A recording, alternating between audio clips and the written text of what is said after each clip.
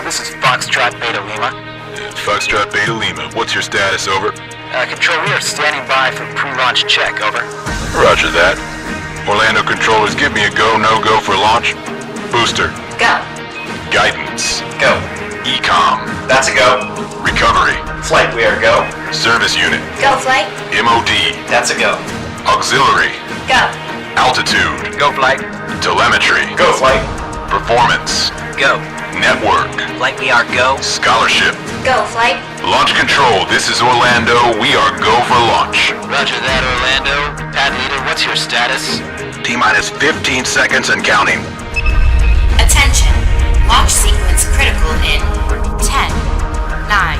Foxtrot Beta Lima, you are clear for NLC 2011. Enjoy the ride. Roger, Control, we are breaking barriers. It's about time.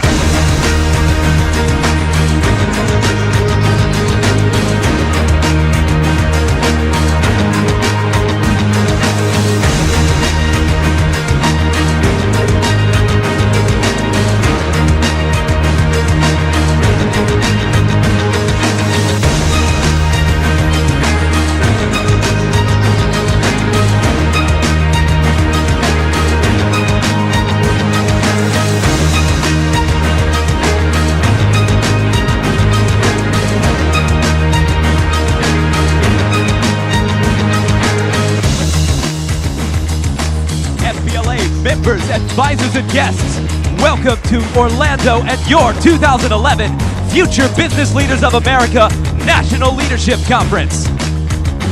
Let's kick off the show by meeting your national officers, state presidents, and outstanding local chapter advisors in the FBLA Parade of States. First, please welcome to the stage your FBLA Southern Region Vice President, Donnie Iorio from South Carolina.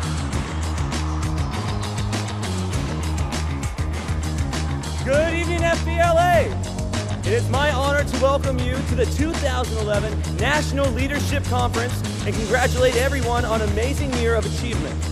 Let's start off our show by giving ourselves a round of applause on just earning our way to the highest level in our organization.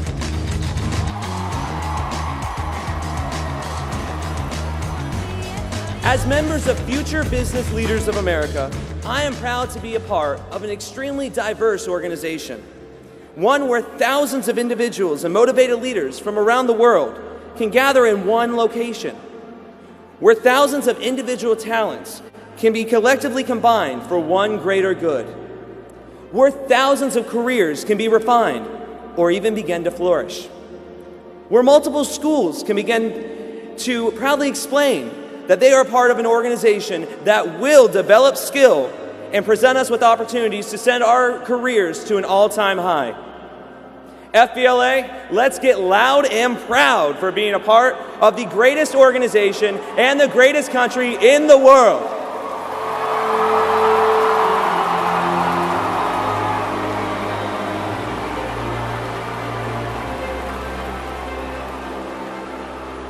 Members, please join me in welcoming an amazing group of people, the states and presidents and local advisors who make up the Southern Region. We kick off the Parade of States with your representatives from the Southern Region. Let's begin by meeting the leaders from our host state of Florida. Please welcome State Advisor Miss Jody Jones and Board Vice President Miss Tanya Alvarez. As our National President Trevor Emard recognizes our host state, let's show our appreciation to Florida FBLA for welcoming us to Orlando.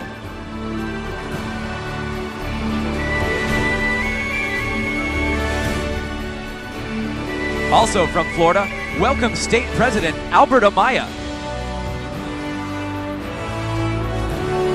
From Alabama, State President Samuel DeShira and outstanding local chapter advisor Terry Daniels. From Arkansas, State President Colin Hudson. From Georgia, State President Alex Ogle and outstanding local chapter advisor Cherie Hooks. From Kentucky, State President Abby Witt and outstanding local chapter advisor Tracy Florer. From Louisiana, State Vice President Jared Spiller and Outstanding Local Chapter Advisor Lloyd Brunner. From Mississippi, State President Connor Donovan and Outstanding Local Chapter Advisor Debbie Griffin. From North Carolina, State President Jennifer DeLong. From South Carolina, State President Jelena Legree and Outstanding Local Chapter Advisor Linda Oswald. From Tennessee, State Vice President Evan Smith and Chapter Advisor Pat Coggins. From Virginia, State President Akif Shamim and Outstanding Local Chapter Advisor Sally Martin. From West Virginia, State President David Wegman and Outstanding Local Chapter Advisor Linda Taylor. Now, please welcome to the stage your Eastern Region Vice President, Anthony Paris-Gondola from New Jersey.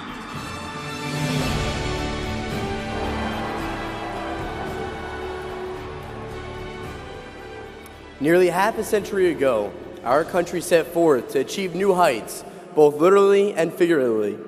It was a space race, and our nation was in a heated battle with a rival from the other side of the world, in a competition on who can achieve the summit of technology, space exploration.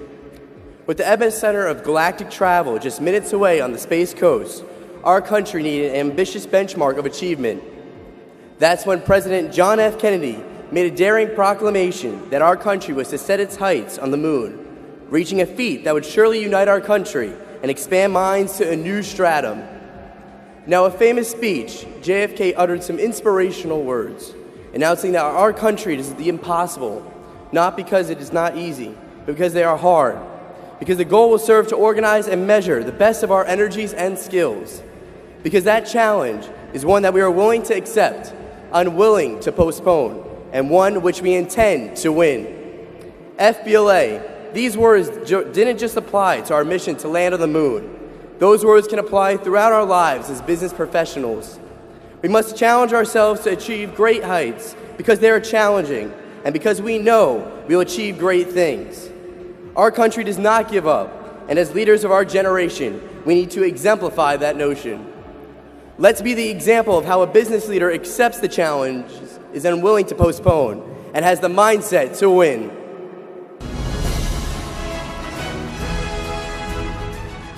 Now, we continue recognizing the leaders who have followed through with their commitment to improving FBLA over the past year. Let's meet our state presidents and outstanding local chapter advisors from the Eastern region. From Connecticut, State President Catherine Lanus. From the District of Columbia, State President Stephen Ajayi and outstanding local chapter advisor Dale Lubkeman. From Maryland, State President Shirley Zhu and outstanding local chapter advisor Jessica Schneider. From New Jersey, welcome State President Laura Cerise and outstanding local chapter advisor Kim DiMaggio. From New York, State President Stephen Watros and outstanding local chapter advisor Robert Russo. From Pennsylvania, welcome State President Cooper Nordquist and outstanding local chapter advisor Brenda DeWire. From Puerto Rico, State President Esteban Lopez Cartagena and outstanding local chapter advisor Yolanda Cartagena. Now from Rhode Island, welcome State President Matthew Grodelars and outstanding local chapter advisor Eileen Pisano. And finally, from the U.S. Virgin Islands, State President Javon Vincent and outstanding local chapter advisor Bodisha Gordon. Please put your hands together for the Mountain Plains Region Vice President Candace Irvine from Kansas. I am so proud to be representing the Mountain Plains region. It is often said, through adversity comes strength, but many times it's often easier to give up than it is to fight. However, more times than not, the rewards and successes that come through the sacrifice reap benefits that will last a lifetime. Years ago, a 16-year-old goofball from up north was feeling down and out. Growing up in a camper parked in an old tire factory, all seemed lost for the young man who one day dreamed of being a celebrity. After school, he took up jobs as a janitor, construction worker, and factory employee, but he never gave up on his true passion, comedy. Although working 8-hour days, he would often drive hundreds of miles to appear in comedy clubs, often for little or no pay. It was a long shot, but only through sheer will and commitment to his passion, he became one of the best stand-up comedians out there. Within a decade, he would command upwards of $25 million per movie. Yet, had it not been for him following what he loved so much, no one here would ever know the works of Jim Carrey. Every character from Ace Ventura to Mr. Popper's Penguins would have been lost. Most people would have given up on the dream and only imagined how things could have been, but not Jim. He knew that in order to be truly happy, to be truly successful with your career, you have to overcome the barriers of adversity and pursue what you feel deep down inside. FBLA, all of us will encounter struggles at some point, either financially, physically, or even emotionally. But it's up to us, up to our friends and family, up to this organization to find the strength within ourselves to overcome this adversity and achieve success. Members and advisors, please welcome the state presidents and outstanding local chapter advisors from the Mountain Plains region. Beginning with Colorado, welcome State President Keaton Sloan and outstanding local chapter advisor Sharon Adams. From Kansas, let's hear it for their state president Kimmy Knoll and outstanding local chapter advisor Barbara Lewis. From Nebraska, State President Amy Chin and outstanding local chapter advisor Shauna Koger. From North Dakota, State President Paige Gravning and outstanding local chapter advisor David Torkelson. From Oklahoma, welcome State President Andrew Davis and outstanding local chapter advisor Jenny Cooper. From South Dakota, State Vice President Ashley Esser and outstanding local chapter advisor Deb Esser. From Texas, State President Devin Sudar and outstanding local chapter advisor Judy Singleton. From Wyoming, State President Chelsea Slight and outstanding local chapter advisor Chris French. Members and advisors, please say hello to North Central Vice President Christopher Zurich from Missouri.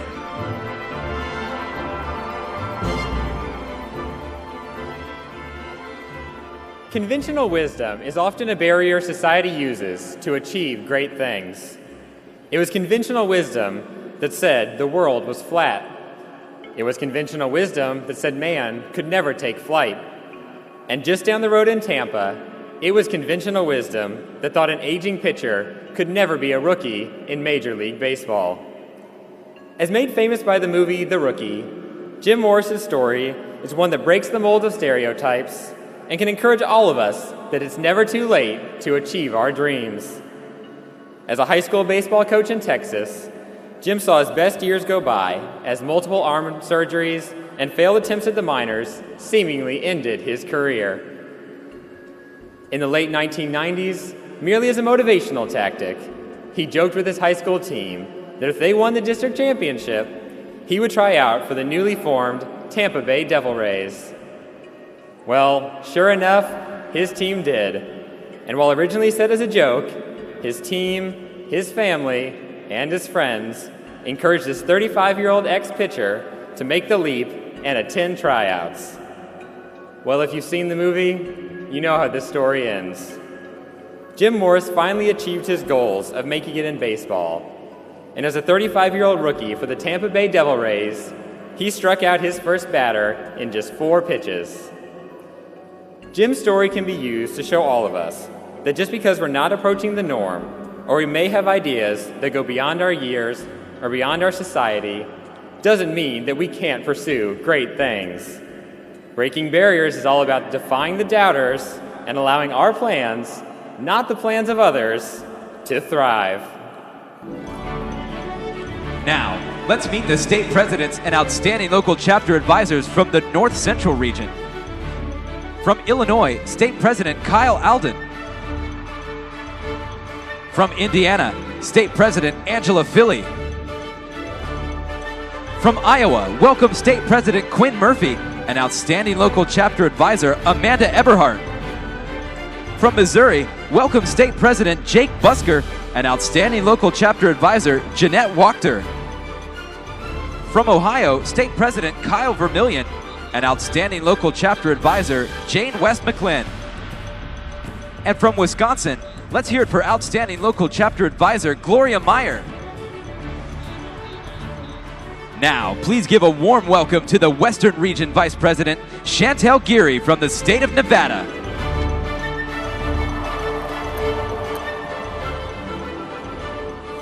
Being here in sunny Central Florida, it would be a mistake not to mention one of the biggest reasons Orlando is such an attractive destination: Walt Disney. As an entrepreneur alone, he should be touted for taking a cartoon mouse and turning it into one of the largest corporations in the world, all while still providing smiles, entertainment, and happiness to people young and old. One of my favorite quotes from Walt is one that I'm sure most of us have heard. It's kind of fun to do the impossible. We've heard earlier tonight about going to space when no one thought we could, or reaching success when struggling. But let's focus on the words of Disney about the impossible. It would be absurd to imagine a theme park where we can ride an elephant, get an autograph from a duck, or have lunch with toys that come to life. Yet when he made plans for Disney World decades ago, he allowed his mind to achieve what's considered impossible. He allowed his imagination to take over and develop into a multi-billion-dollar industry where anything that can be thought up in the brain is suddenly put to life. And guess what? He had fun while doing it. When I look out into the crowd, I wonder just how amazing our country can be if we all just dreamed of the impossible. What inventions could be released to improve our lives? What companies could be informed to boost our economy? What lifelong friends could we make by pursuing the abstract? I encourage everyone here, even if they already have a set career path, to just take a few minutes and allow the impossible to wander into our minds. Even if we don't all go out and build a theme park like Walt Disney, I truly believe that each of us can have fun doing some pretty creative things. We conclude our parade of states with the presidents and outstanding local chapter advisors from the Western region. From Arizona, State President Shelby Anger and outstanding local chapter advisor Catherine Gomez. From California, State President Alyssa Song and chapter advisor Michaela Kromoff. From Nevada, State President Vivian Lee and outstanding local chapter advisor Vicky Navarro. From Oregon, State President Cole Mulkey and outstanding local chapter advisor Jacinda Sullivan. From Utah, State President Joel Gardner. And finally, from the state of Washington, State President Cy Cave. Congratulations again to all of the state presidents across the nation. Now, let's meet your remaining national officers. From California, show some enthusiasm for your national parliamentarian, Nina Kalmuth. While the term be yourself is sometimes overused when talking about individuality, I'm focusing more on the internal core beliefs that we hold within, those values that make us who we are. Oftentimes, people become too self-conscious, placing a barrier of societal pressure upon them, all while hindering their progress. Those who honestly don't care about what others think are the people that rise up and take command of their own lives. They break the barriers of, here's what I think and you should do it that way. Instead, they hold their ground and know at the end of the day, win or lose, success or failure, they have no one to look at but themselves. When we stray from our own beliefs and try to conform to what others say, it ultimately can lead us without an identity and, more importantly, without respect. It's often said, when we try to please everyone, we please no one. So FBLA, don't worry about trying to entertain the public. Don't worry about trying to entertain the critics. Just worry about trying to be ourselves. When we do, others will take notice, and more importantly, others will start to respect our success. From Maryland, give it up for your National Treasurer, Karthik Krishnan.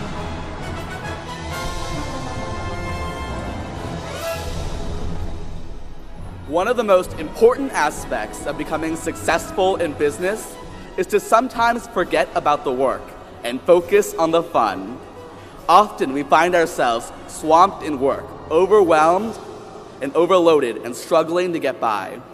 We allow ourselves to become progressively slower and inefficient simply because we are stretching ourselves too thin.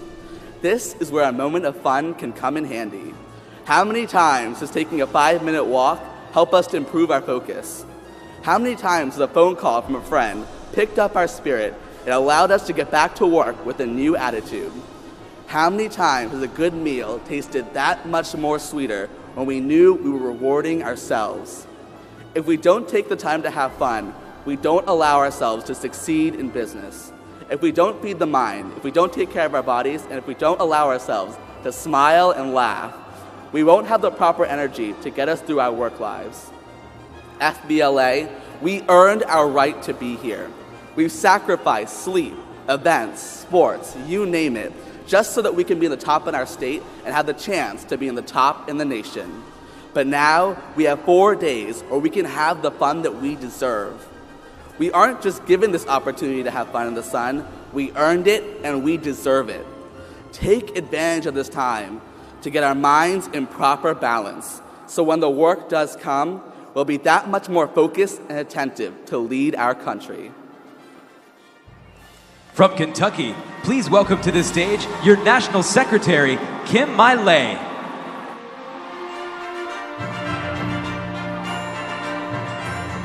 The biggest barrier we will all face, the biggest adversity we will ever encounter, the biggest form of negativity that arises in our lives will all come from one person, ourselves. Most of the time, we are our own worst enemy. But the benefit about ourselves being our biggest form of competition is that we have the most amount of control in overcoming this negativity. Think about all of the barriers we place on ourselves. The I shouldn't talk, the I won't actions, the procrastination we may put on a project, or the fear of changing our ways. Ultimately, we need to remember that our positive self that can do it is indefinitely stronger than our negative self that tries to say we can't. Think about all the negative things we tell ourselves. Would we take that from anyone else? Would we allow another person to say all the things we say to ourselves? Then why should we allow our own minds to do the same? Each and every one of us here is amazing, just simply by being in FBLA. I know this to be true. But we must understand and believe the undeniable fact that we are the only ones in control of our lives. No one else but us. I know, that seems simplistic to say, but how many of us have given up control of our own lives to family, to friends, to work? FBLA, it's only our minds, our beliefs, and our actions that can dictate our future. And when we finally believe that to its fullest, only then can we break the barriers of self-doubt. When we get that air of confidence to know that we can do it, just think about all the other barriers that don't stand a chance. And now, members and advisors, make some noise for your FBLA National President from Louisiana, Trevor Emard.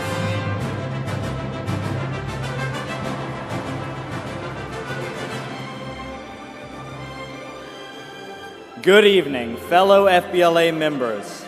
This is finally it.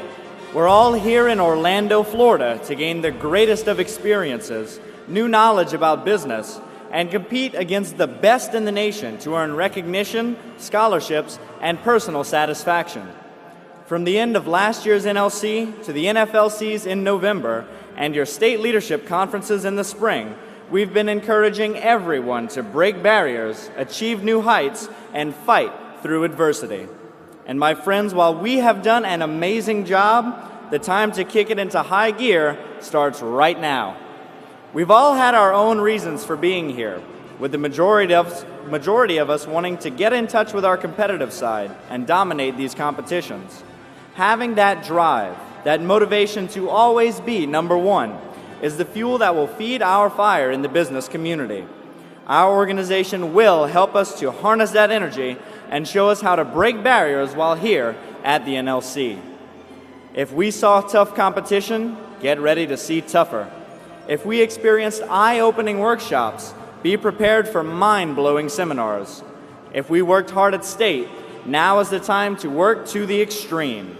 The NLC is a culmination of everything we've worked for, and it's only just starting. These next 4 days will push us to levels never before experienced, promoting our organization to heights only deemed imaginary by years past. And when all is said and done, when we finally return home and share our experiences, we will not only have broken barriers, we will have shattered them. The time for action isn't later. The time for action is right here, right now. Members, advisors, and guests, welcome to the 2011 Future Business Leaders of America National Leadership Conference.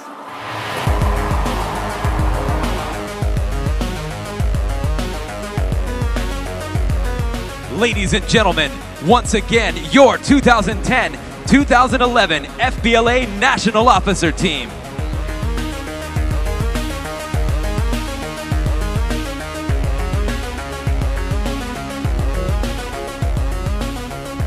Ladies and gentlemen, please stand for the singing of our national anthem by Jordan Lineback from Union High School in Oregon. Oh, say, can you see by the dawn's early light what so proudly we hailed at the twilight's last gleaming, whose broad stripes and bright stars through the perilous fight o'er the ramparts we watched were so gallantly streaming, and the rockets' red glare, the bombs bursting in air, gave proof through the night that our flag was still there. Oh, say, does that star-spangled banner yet wave o'er the land of the free and the home of the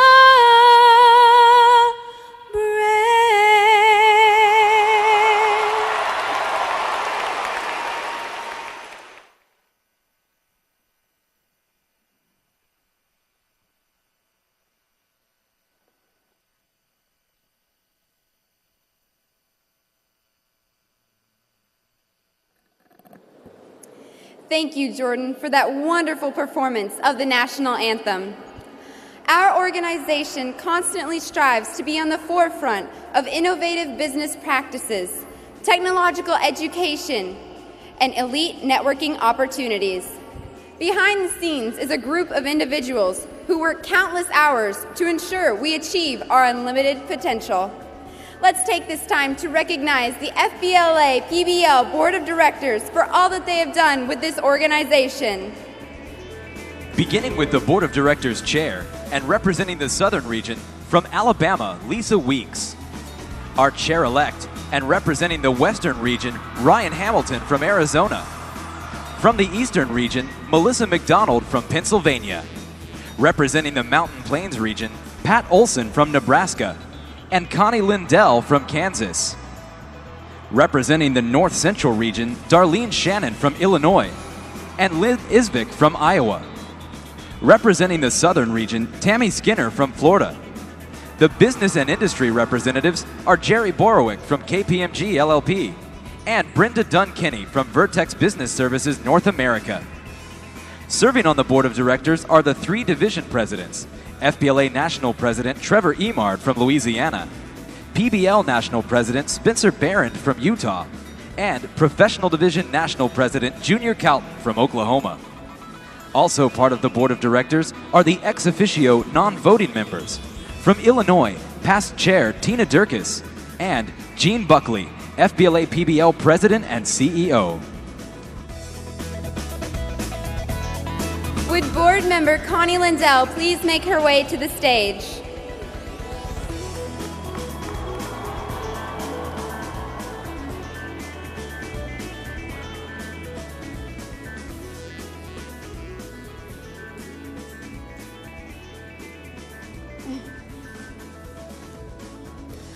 Connie has served Future Business Leaders of America, Phi Beta Lambda, with passion and commitment. Throughout her years with FBLA PBL, she helped take our organization to new heights. Although we bid her farewell, let's thank Connie for her years of service to FBLA PBL.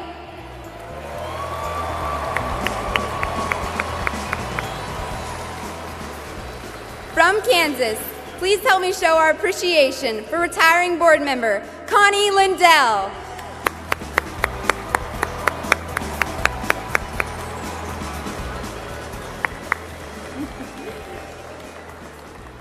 Please give one more round of applause for this outstanding individual.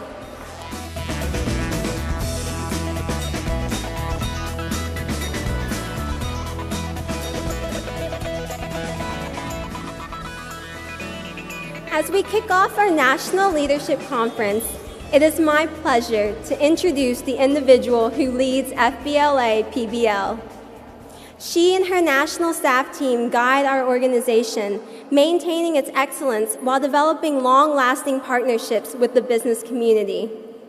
Her commitment to the success of every member ensures our continued opportunities to break barriers as business leaders. Members and advisors, please welcome Future Business Leader of America, Phi Beta Lambda, President and CEO, Gene Buckley.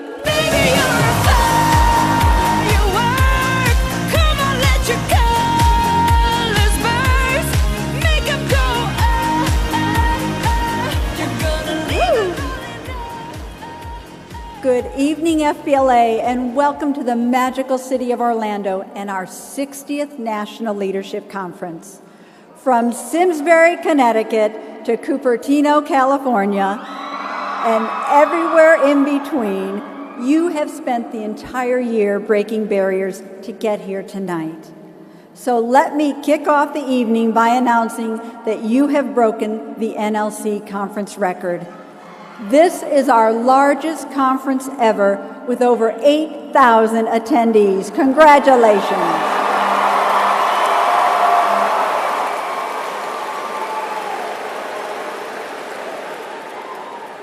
You continue to break membership barriers with 7 states seeing double-digit growth this year. Congratulations, Wyoming, Nevada, South Dakota, California, Arizona, Indiana, and with the largest percentage increase, over 20%, Oklahoma. Great job. And special congratulations to our middle-level division, growing an incredible 11.5%. Great job. As always this year, many of you had the opportunity to spotlight FBLA with business, community leaders, and the media. We found members from Benson High School in Arizona with Senator John McCain. We found New Jersey state officers networking with Donald Trump Jr. Georgia FBLA members from Savannah Arts Academy introducing Paula Dean at the Business Hall of Fame. And Kansas Blue Valley North High School Dynamo Andrew Borwick featured on Fox News for developing a terrific new board game. Great job, everybody. This year, many of you raised the bar at state and local levels through inspiring acts of community service. Pennsylvania, you support a new charity each year and raised over $42,000 for Teen Challenge.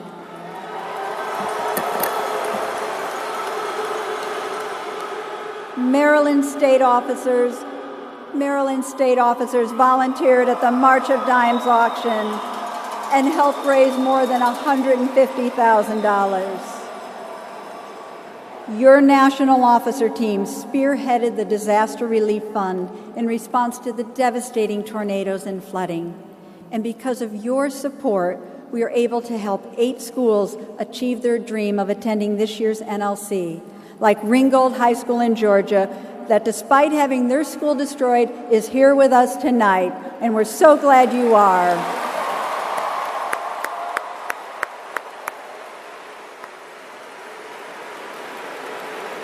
And while our country is bouncing back from rough economic times, we have continued to break barriers with our business and financial partnerships with 41 returning corporate partners. In addition, I am pleased to welcome 18 new competitive event sponsors. And together, they will be providing the cash awards and the trophies at your Awards of Excellence program Friday evening. And I'm not done. I am thrilled to announce that this year we have every single FBLA and for the first time PBL event sponsored, raising over $240,000 from these generous companies.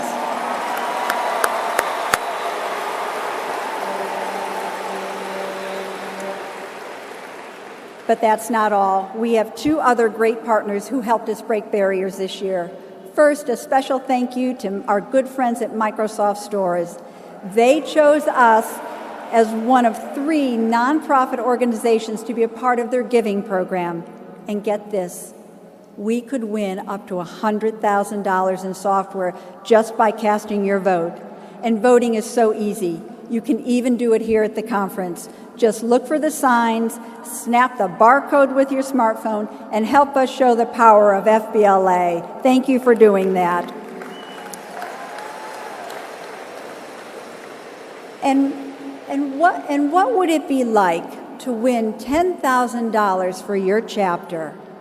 Well, thanks to Connect EDU, Hope County High School in North Carolina did just that. By signing up the most students to the Connect platform, they won $10,000. Congratulations. Finally, as we celebrate this outstanding year, I'd also like to thank our remarkable advisors. We know it is your passion, commitment, and hard work that drive us to break these barriers. Thank you so very, very much. Yes.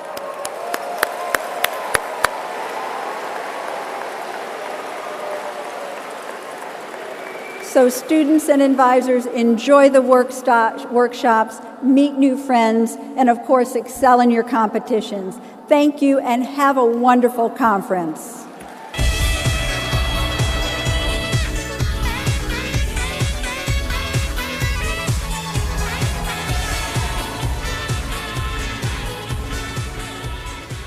Thank you, Ms. Buckley. One of the many efforts our FBLA members and advisors take making our country an even better place to live is by their support for the March of Dimes. We are proud to honor the select few who have volunteered the hours and donated the money necessary to help all babies be born healthy, while also supporting struggling families during times of need. With the following local chapters, please send one representative quickly to the holding area to the right of the stage at this time. Wallkill Valley Regional High School from New Jersey. Bothell High School from Washington. Nettleton High School from Arkansas. Ottawa High School from Tennessee. And Barrington High School from Rhode Island. And with the following state chapters, please send one representative to the stage. Arkansas, Alabama, New Jersey, Tennessee, and Georgia. More than 500,000 babies each year are born too soon, and many others are born with crippling birth defects. This is why FBLA is proud to partner with the March of Dimes. Through donations and volunteer work, FBLA members help premature babies all around the country. And later this week, we are invited to participate in the March for Babies, an event where over 2 million Americans participate annually. Here to tell us how our commitment to promoting awareness and raising funds helps the March of Dimes save babies, please welcome National Youth Council member Haley Henderson.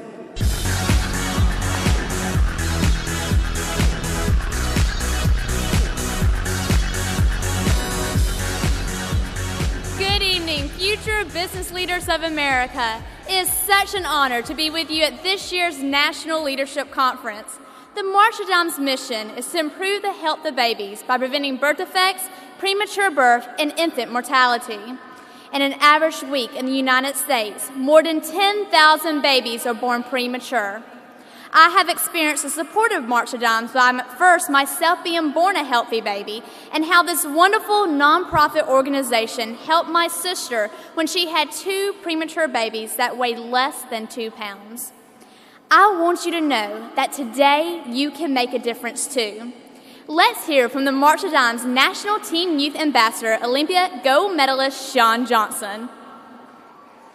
Hi, I'm Shawn Johnson, Olympic gymnast. I was born with an APGAR score of 0, but I went on to win gold. Every baby deserves that chance to grow up and shine.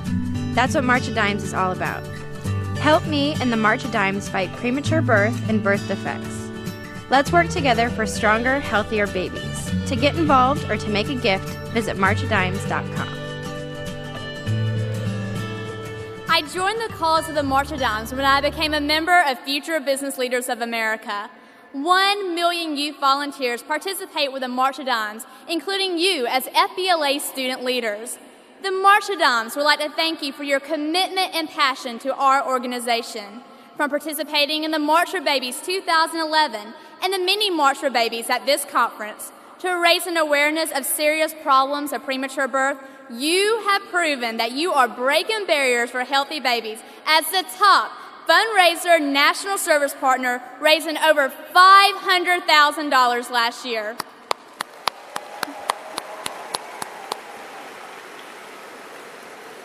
This year, more than ever, it's important for you to continue using your skills and efforts and helping us reach the day where every baby is born healthy. Join us in November to spread the word on Global Prematurity Day, November 17th, and continue using your chapter involvement with our signature fundraiser event, March for Babies, next spring. Stop by our booth and come by to our workshops to learn more about how you can get involved to make a difference in the lives and babies and families. Remember, to serve, build awareness, and together we can spread the mission of the March of Dimes. We believe that as future business leaders, you have the unique opportunity to be a champion for all babies. We can't wait to see you at the March for Babies mini walk on Thursday at 5:30 p.m. in the lobby to celebrate all that you've done this year to support the March of Dimes. Thank you again for everything that you are doing to make a difference in the lives and babies and families everywhere. And now to award the top FBLA chapters and states. At this time, we are pleased to present awards to our outstanding local and state chapters for their efforts, as well as awarding our March of Dimes grant recipients. First, let's recognize our 5 top local chapters raising the most money for the March of Dimes.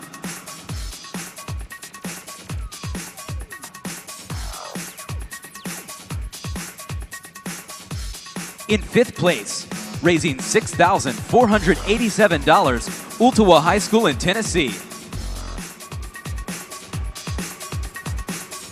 In 4th place, raising $7,094, Bothell High School in Washington. In 3rd place, raising $10,500, Barrington High School in Rhode Island. In second place, raising $16,181.67, Nettleton High School in Arkansas. And in first place, raising $20,520, Walk-Hill Valley High School FBLA in New Jersey. And our top 5 state chapters raising the most money for the March of Dimes. In fifth place, raising $29,097.17, Tennessee.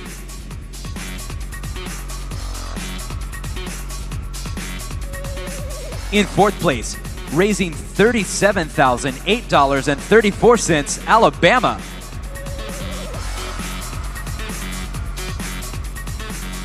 In third place, raising $45,387.89, New Jersey. In second place, raising $49,128.05, Arkansas. And in first place, raising $50,235.95, the state of Georgia.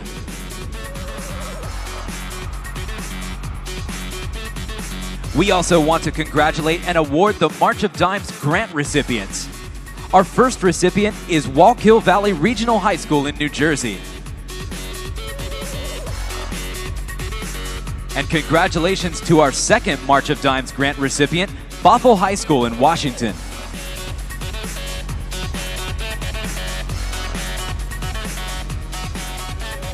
Thank you to everyone who participated in March of Dimes projects this year. Working together, we have made a difference.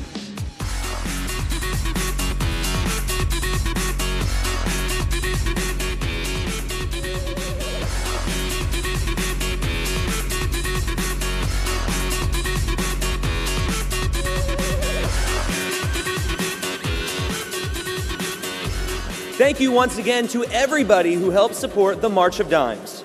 As FBLA members, we are grateful for companies, schools, and other organizations that encourage our success by providing tonight's scholarships. This year, we are awarding 5 $500 Distinguished Business Leader Scholarships to outstanding FBLA members who excel in their activities and involvement throughout the organization. Also awarded is a $1,000 National Technical Honor Society Scholarship and a full tuition scholarship to Johnson & Wales University. Will the following members please join me quickly on the stage? Chanel Denise Baker, Sumter High School in South Carolina. Anthony Periscandola, Piscataway High School, New Jersey. Ashley Floor, Bracken County High School, Kentucky. Alex Ogle, Swainsboro High School, Georgia. Rachel Reichman, Chaff High School, Missouri.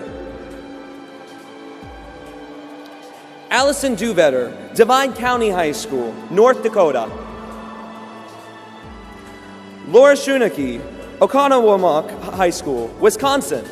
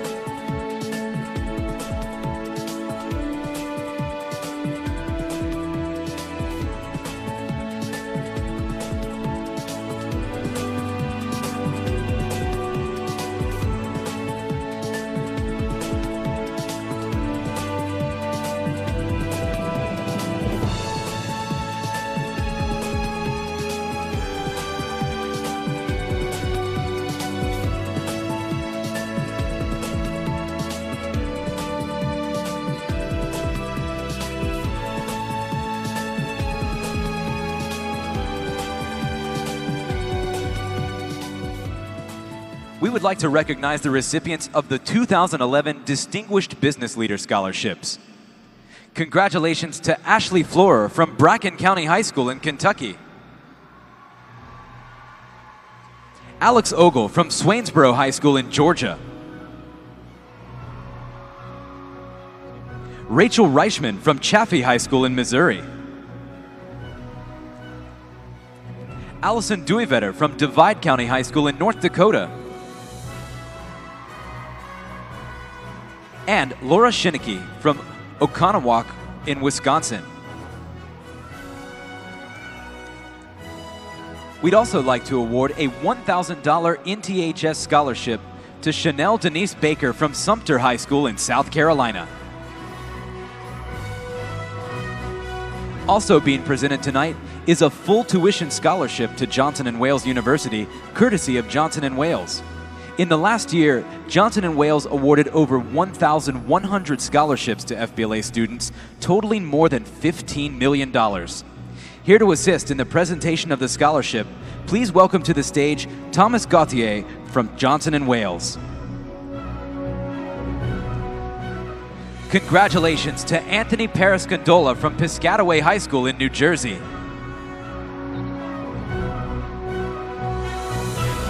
Members, ask your advisors how you can apply for these prestigious scholarships for the upcoming year.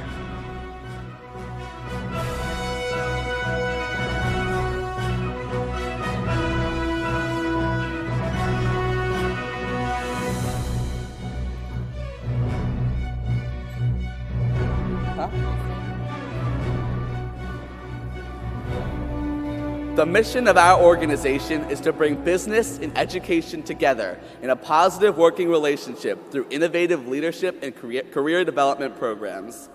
Our next award honors the business persons who have partnered with FBLA to offer expertise, access to programs, and financial assistance that allow us to provide programs in states and local chapters throughout the nation. Our Business Persons of the Year have also been shining examples of how breaking barriers yields success. Will the 2011 FBLA Business Persons of the Year please join me on the stage at this time?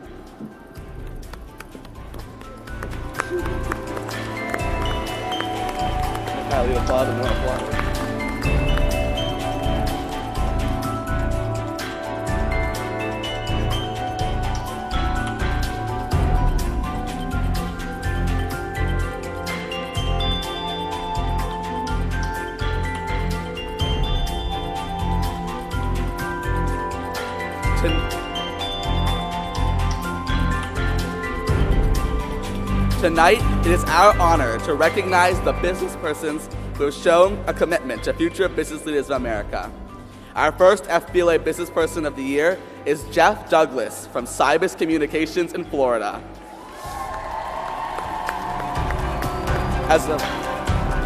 As a former FBLA member, Mr. Douglas takes live events and turns them into multimedia experiences.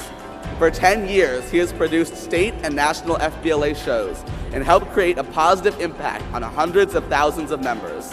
Congratulations to Jeff Douglas from Cybus Communications in Florida.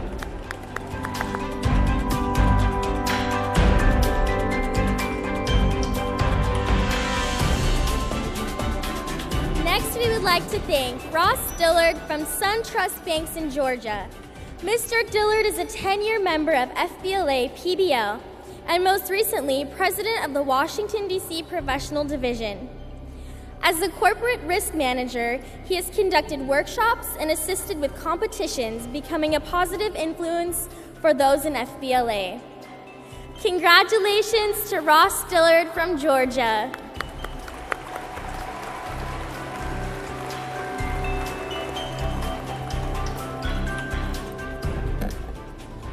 Please congratulate Kenneth Tague from Archer Daniels Midland in Illinois. For nearly a decade, Mr. Tague has been heavily involved with Illinois FBLA, judging multiple events and providing impact on how students can be more polished in their presentations. Congratulations to Kenneth Tague from Illinois.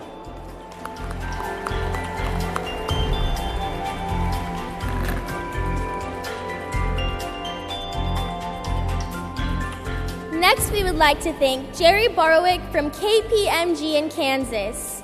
Nominated by Kansas FBLA, Mr. Borowick has gone above and beyond in assisting our organization's core belief of having students learn and partner with business. Congratulations to Jerry Borowick from Kansas.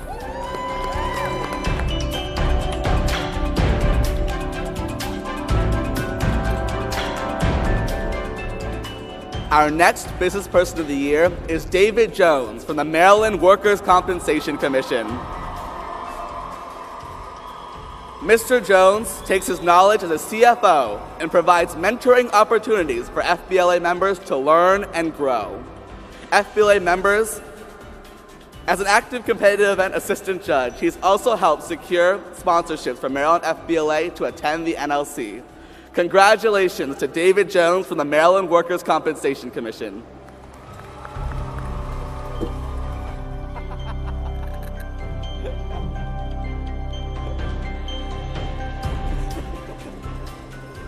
Next, we'd like to thank Mary O'Brien from Vermont.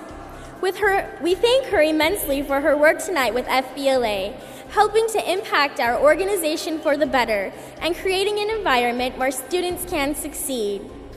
Congratulations to Mary O'Brien from Vermont.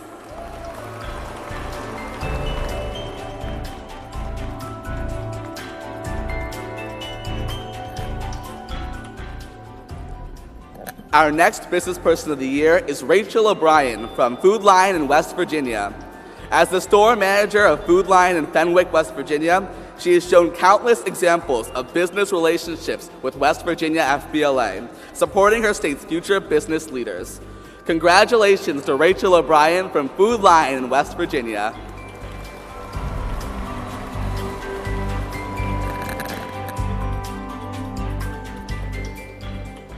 We'd also like to thank Patricia Brown from Avery, Denison, in Ohio.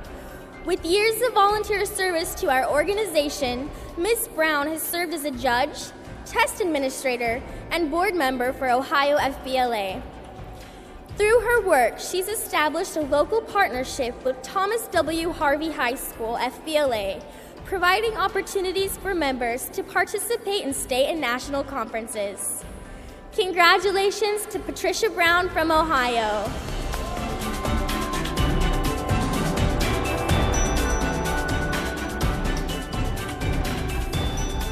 Next, we'd like to thank Darmony Jones from Ignite for Schools in Washington.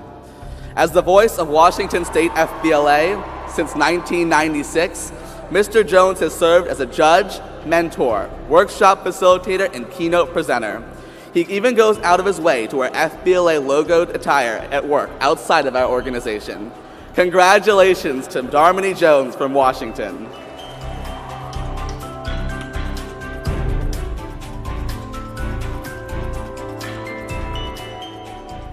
Finally, we'd like to thank Ryan Underwood from Tri-Leadership Resources, who is being represented here tonight by Mr. Brian West.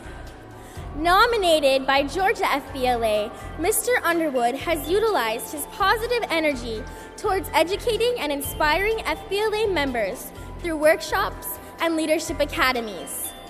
His efforts have impacted local, state, and national officers for years. Congratulations to Ryan Underwood from Tri-Leadership Resources, as represented by Brian West.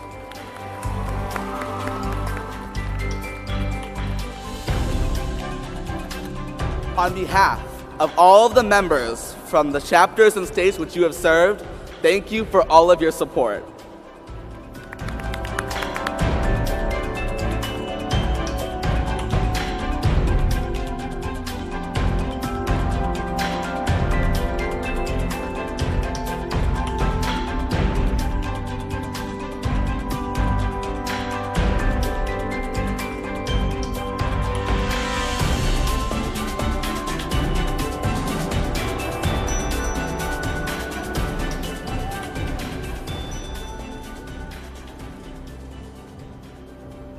Congratulations once again to this year's Business Persons of the Year.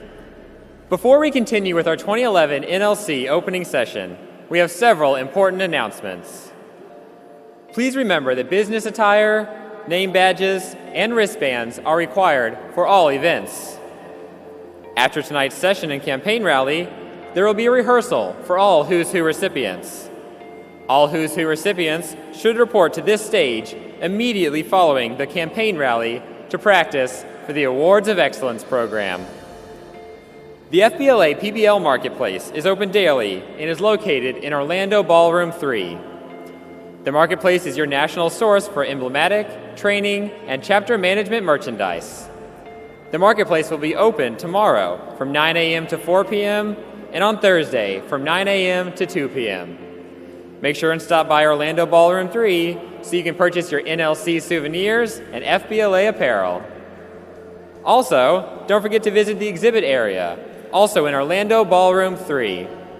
Exhibits will be open tomorrow from 9 a.m. to 4 p.m. and on Thursday from 9 a.m. to 2 p.m. Check out the companies that are reaching out to help us break barriers. I'm excited to share with you some special events and programs we have organized for this year's NLC. On Thursday evening, come out and walk with us at the March of Dimes Mini Walk. We will kick off the event in the Orlando Ballroom foyer at 5:30 p.m. Bring a $5 roll of dimes, or even 2 or 3, and help support the March of Dimes. Voting for the offices of President, Secretary, and Treasurer will take place on Friday, July 1st in Lake Eola at 8 a.m. This session is open to all attendees, but only state chapter voting delegates may vote. Voting for regional vice presidents will occur following the national voting session and will take place during the regional voting and recognition sessions. These sessions begin at 9:45 a.m. for all regions. These sessions are open to all attendees, but only local chapter voting delegates may vote. Please check your conference program for the location of the room where your region will meet.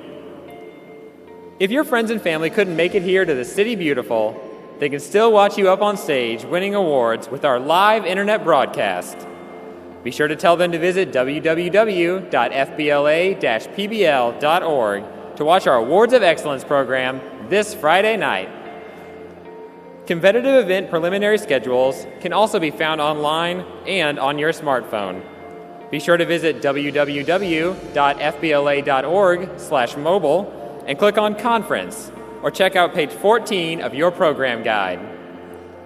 Finally, on Friday night, after the Awards of Excellence program, join us for our FBLA social activity in the Orlando ballrooms. We will have air hockey, foosball, pool tables, interactive Wii stations, photo and video ops, as well as a DJ mixed dance. Don't miss it.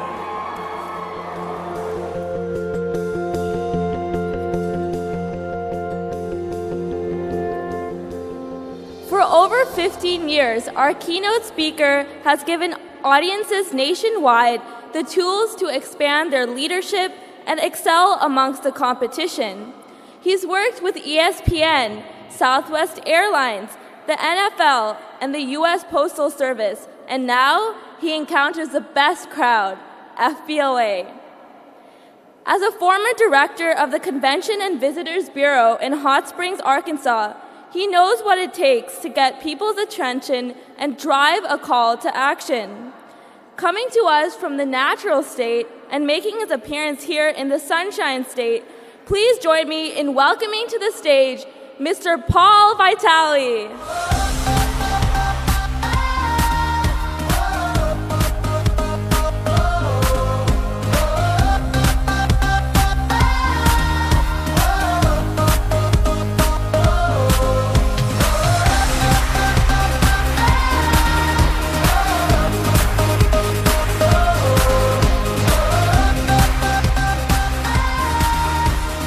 Fantastic. Good evening, and do me a favor, would everyone say the word tempo? Everyone say the word tempo. That's what tonight's about. That's what this conference is about, is setting the tempo for the future leaders of America. It's a pleasure to be here. Once again, my name's Paul Vitale, and you know, when I walked in tonight, I saw many, many friends from the great state of Arkansas. And then I bumped into some folks from the great state of Georgia. Unbelievable. There were people from Pennsylvania, California, unmistakably, and there were even some folks from right here in Florida. How about that? It is a privilege and an honor to be here with you this evening. And before we dive right into this message, let me just go back to that important word, tempo. The reason we're here this evening and the reason you're here participating in this conference, not only are you setting the tempo for the rest of the week, you're setting the tempo for the rest of your life. Future Business Leaders of America, your 2011 conference, it's a big deal. And the reason it's a big deal is because we live in a time now that leadership is so important. And each and every one of you here this evening are not only here for a good time, you're here to continually learn those fundamentals of leadership. So this evening, I'd like to share just a few things with you. Again, my name is Paul. I call Arkansas home, and it's a pleasure and a privilege to be here in Orlando, Florida, which is exciting to see all of you.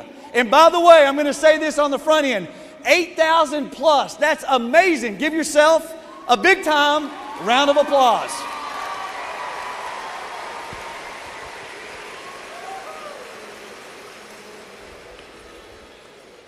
When I began preparing for tonight's message, I started thinking, what in the world can I say to those individuals seated where I don't waste anyone's time and I can come right at you and give you something to take home and actually use? I'm going to begin this way. For every advisor here this evening, for every teacher, for every coach, for every counselor, for every administrator, thank you so much for making sure that your students had the opportunity to arrive at this conference. Give it up for these nice people this evening. I do appreciate that. And for every parent, let me repeat that, for every parent who made it happen for you as young leaders, I want to tip my hat to you as well. Because I'm going to say this on the front end, without our parents and without our teachers, and let me just use this term, educators, none of this would be possible. I know we're talking about future business leaders, and I just made the comment that we live in a time where we need serious leaders who are willing to step up for serious business. Dare to dream courageously. Everyone say that word, dream. Can you give that to me? Dream. Dare to dream courageously. Stick that in your mind right now for one moment. Tonight, I'm going to encourage you to once again dare to dream courageously. Find something you love to do. You've heard it 100 times, but it's so true. We're setting the tempo not only for this conference, but literally for each and every day from this point forward. Think about this. This morning, many people did not have the opportunity to get up. For whatever reason, we did. There are many people back home in our communities and in our states who would trade places with you and me in a heartbeat. For whatever reason, we've been given the privilege to come here and to break barriers. I say this out of all due respect. That's a privilege. When I knew I was going to have that opportunity to stand in front of you this evening, I took that very seriously. Because here's the truth. Me and my wife, we just welcomed our first baby girl into this world.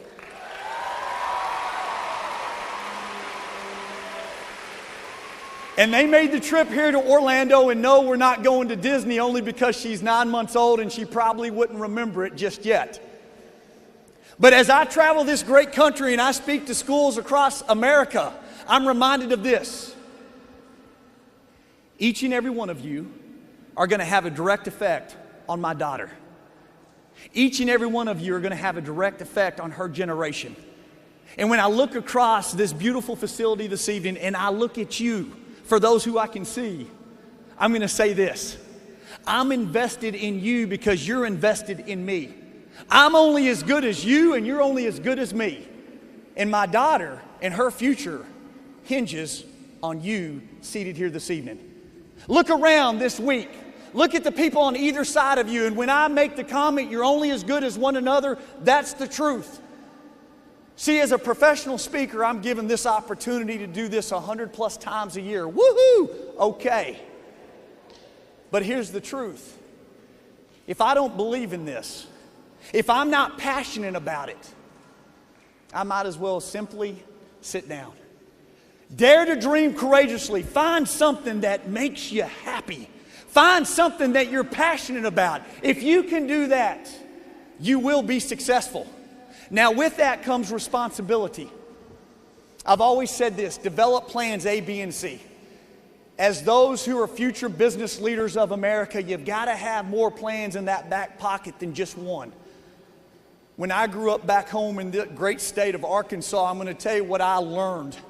I learned this from my mother, who taught 33 years, and now she's retired, but she's back to substitute teaching. She always said, Paul, don't give up on your plans. Don't give up on your ideas, but always have something to fall back on.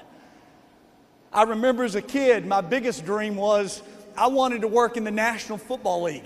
I knew I wasn't big enough to play, but I thought I could work there.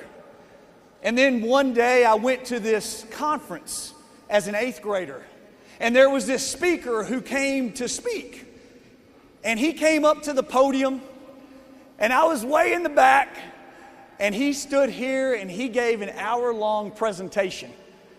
For about 55 minutes, I sat back there and I had no idea what he was talking about.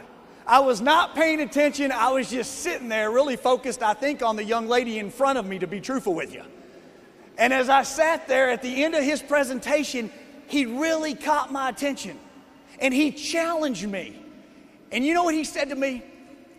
To me, as one person in the audience. He said, when you go home this evening, I want you to do something for me as the presenter. I want you to go home to your parents and or parent, and I want you to tell them that you love them. Oh my gosh, are you kidding me? I mean, come on, man, seriously?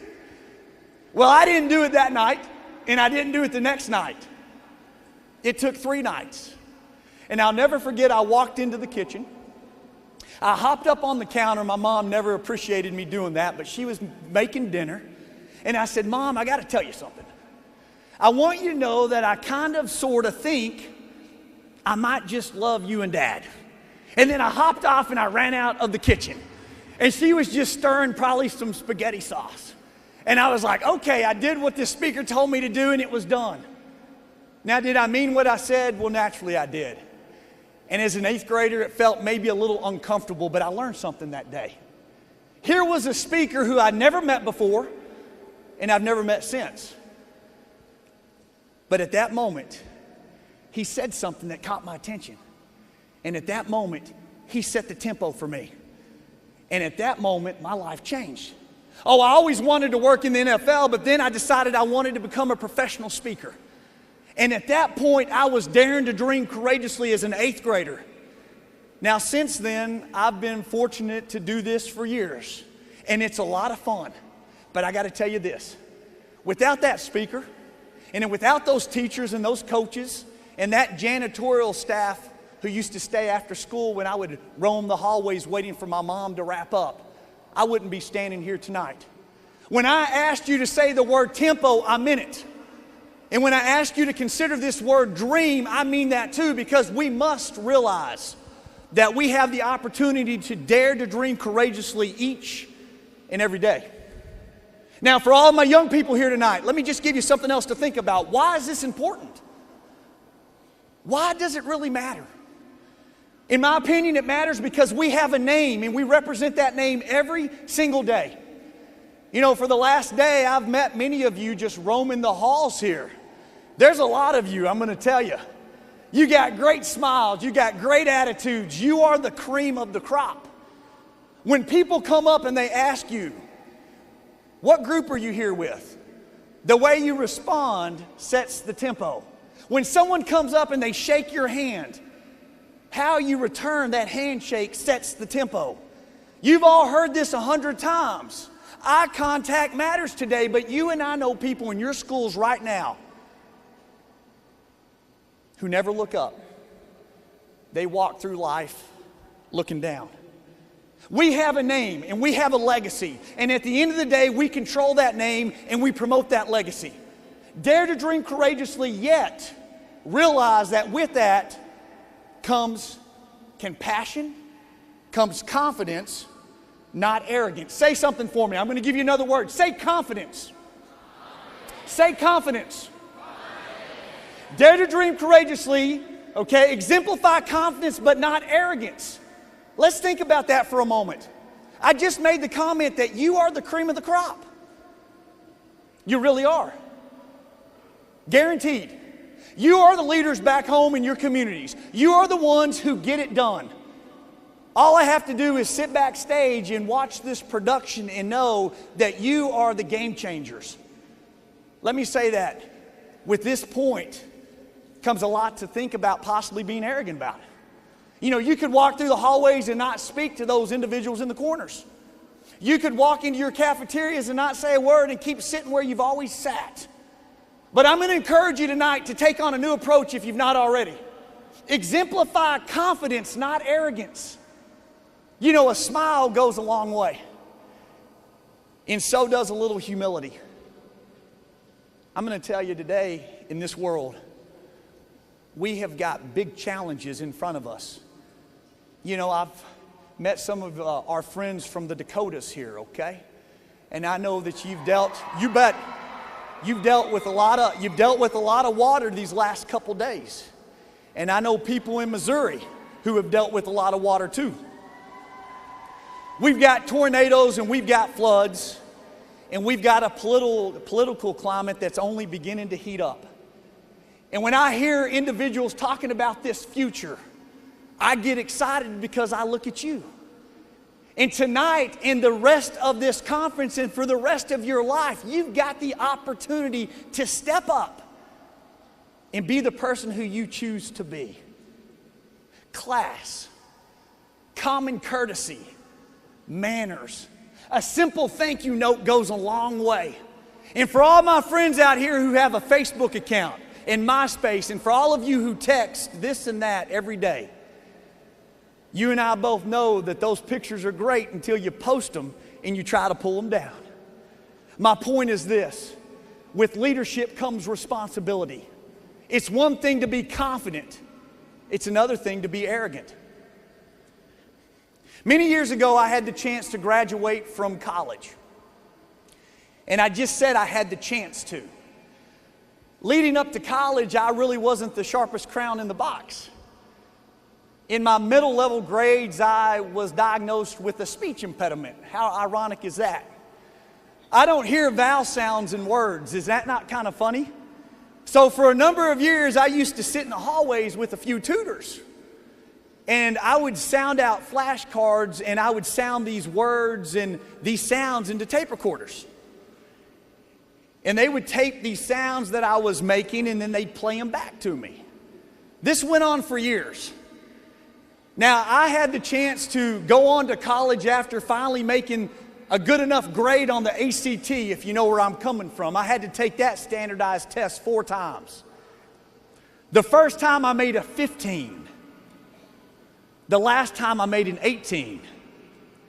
And you know what I told my mom and my dad? I just don't do well on big tests. But you know what? My parents said, exemplify confidence, not arrogance. Keep trying.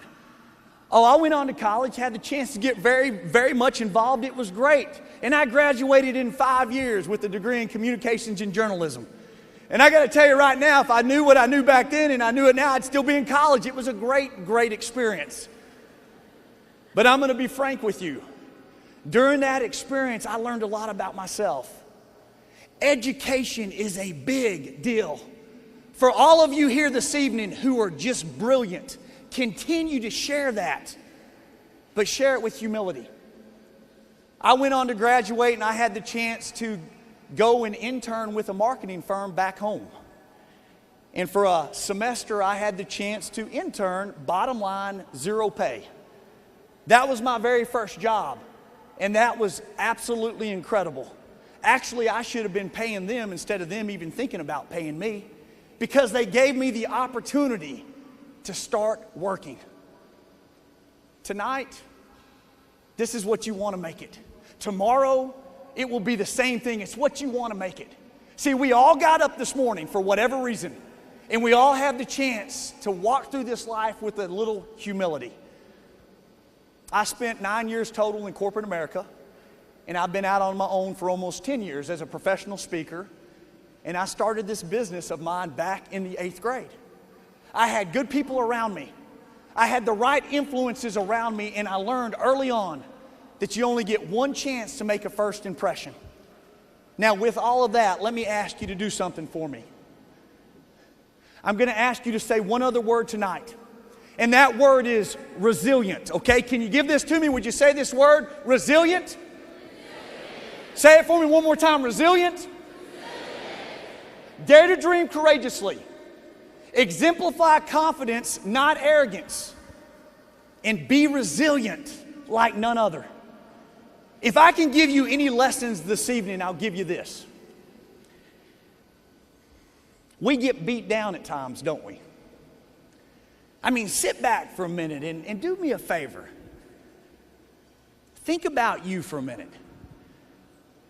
You know, we're part of an organization and we're part of a lifetime that always encourages us to think about others. I'm all for that. But think about yourself for a minute.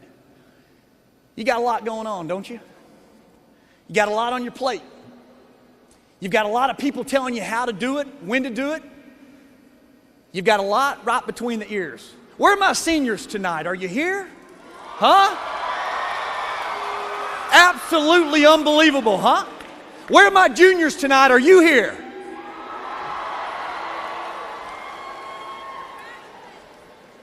We could go on, couldn't we?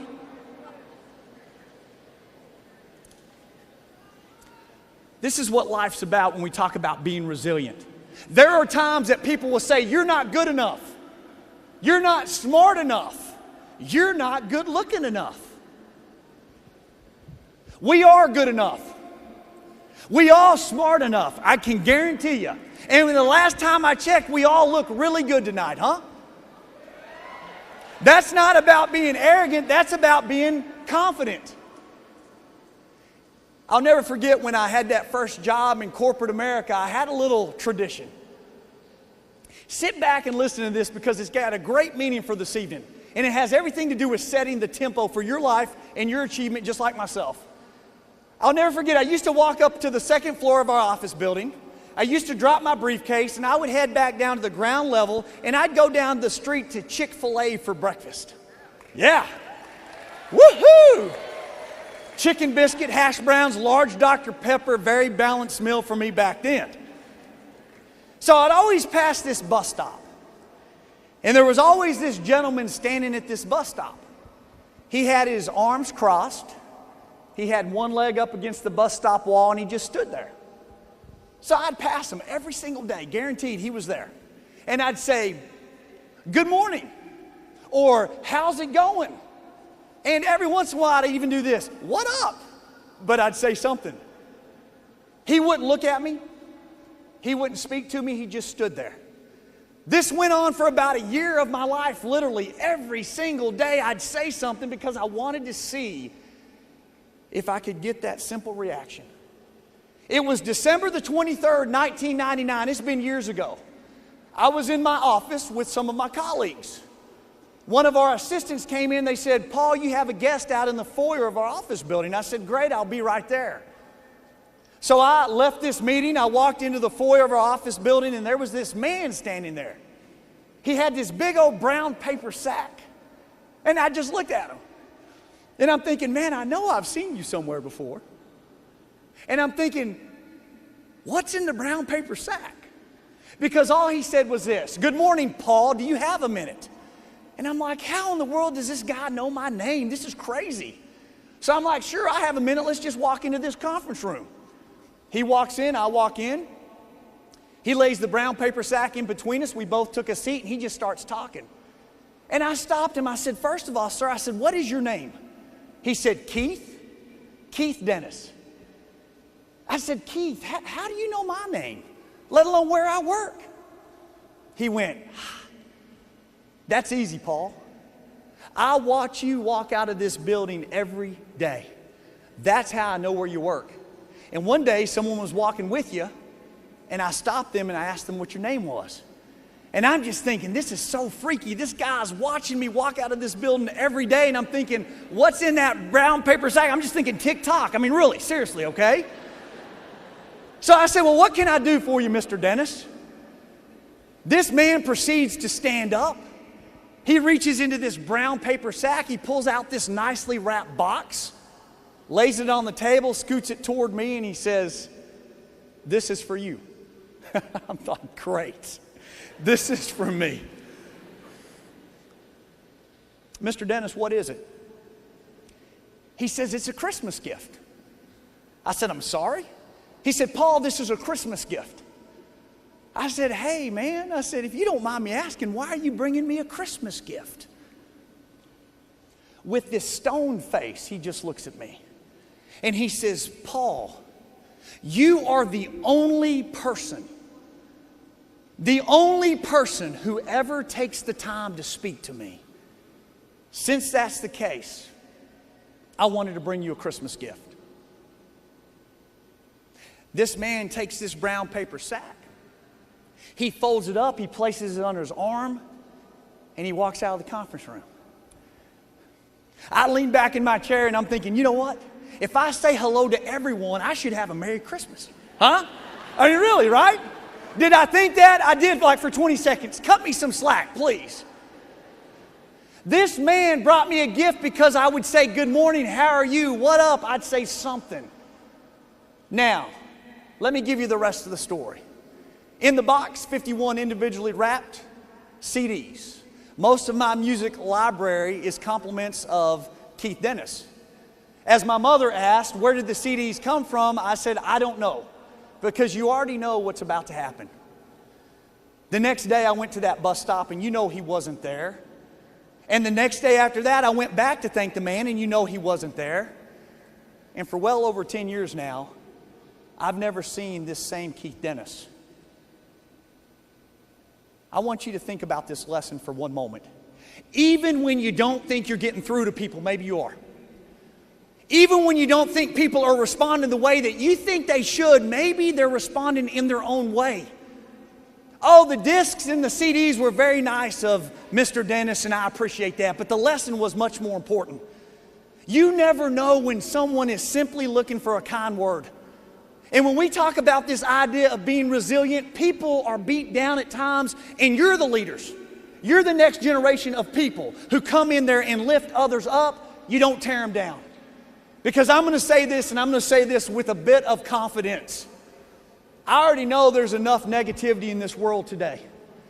And what I'm impressed with are people who are willing to step up for something they believe in and do it with humility. What I'm impressed by is watching the young men who walk through these doors and they open the door for the young lady. And the young lady who turns around and says, thank you to the young man. What I'm impressed with is when you go in for that first job interview, and when you exit, you know you go home and you take out that thank you note and you write a handwritten note to the person who took time to interview you. Is that a point of difference? You bet it is. Dare to dream courageously, it's just an idea. Exemplify confidence, not arrogance, that is just an idea as well. In being resilient, let me tell you, in this day and age, I think that is a game changer and it's a point of difference. So, as you continue down your path as young leaders, I would encourage you to think about this evening. You're in a position right now to make your life what you choose to make it. You've heard it 100 times. Let me say it 101 times. You control that. Who you surround yourself with, it does matter. What you post online today, I will tell you, it matters. Every NFL team I've had the privilege to work alongside, we've talked about the performance of players on the field, but we've also talked about the reputation of these players off the field. And I'm going to say this right now. You can be the best choir member. You can be the best musician. You can be the best athlete. You can be the best scholar. But if you go out there and you post something that you can't get back, first impressions matter. You know where I'm coming from.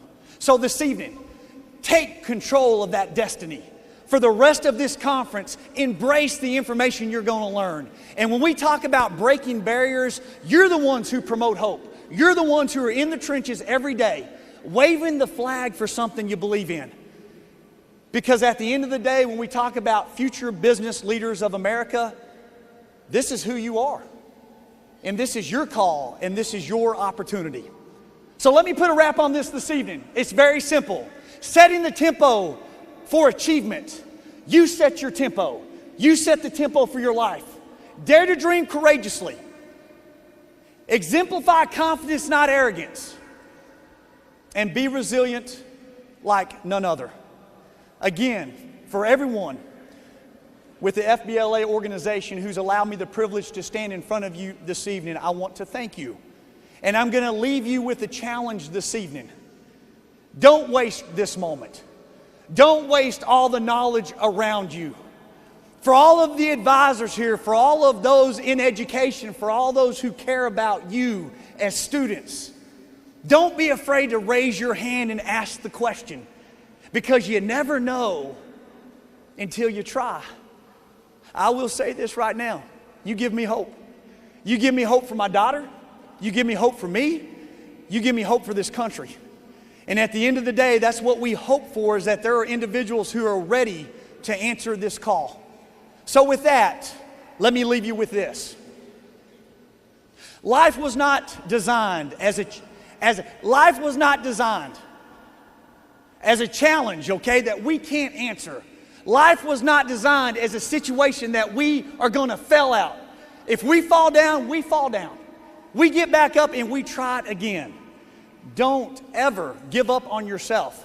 Don't ever give up on your aspirations, and don't give up on that love that you have inside of you, because that's not what life is. Life is what you make it. Go out there this week, have a great time, and thank you again for allowing me the privilege to stand here and speak to you this evening. Have a great night. Thank you.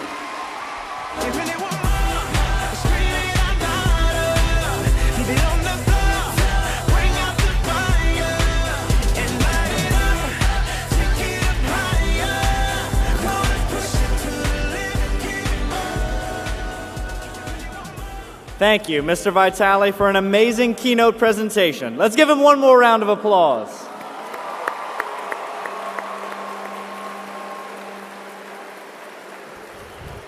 This entire evening, we've been showcasing stellar examples of leadership while encouraging everyone here to break some barriers of our own, be it serving the community, being an inspiration to others, leaving a legacy of greatness, or establishing teamwork amongst a group.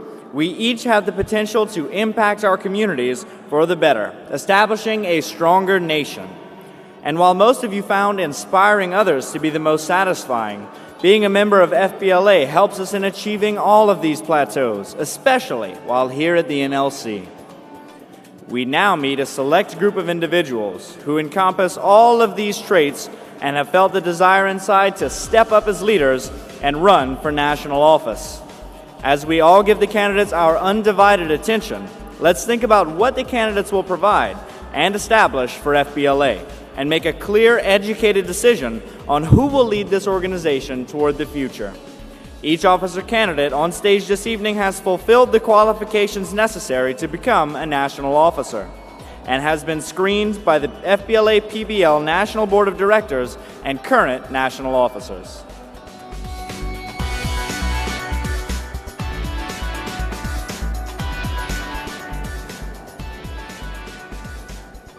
We will begin tonight's campaign rally with the candidates for national parliamentarian. While this is not an elected position, the member that earns the highest score on the parliamentary procedure test and meets the requirements for candidacy will be appointed to this position.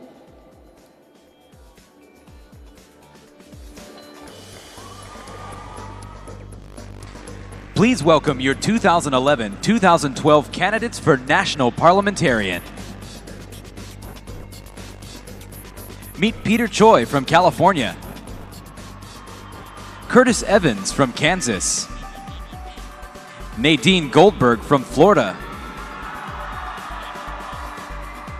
and Renee King from New York.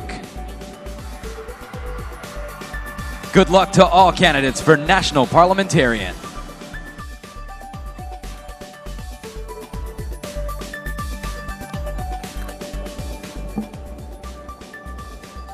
We will now meet the candidates for Regional Vice President. These members will present speeches at our regional campaign rallies tomorrow afternoon. Please check your conference program for the location of your regional meeting.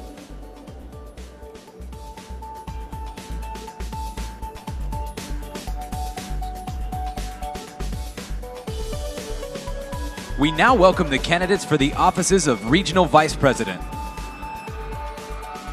We begin with the candidate for Eastern Region Vice President, Hasher Mohammed Nassar from Connecticut.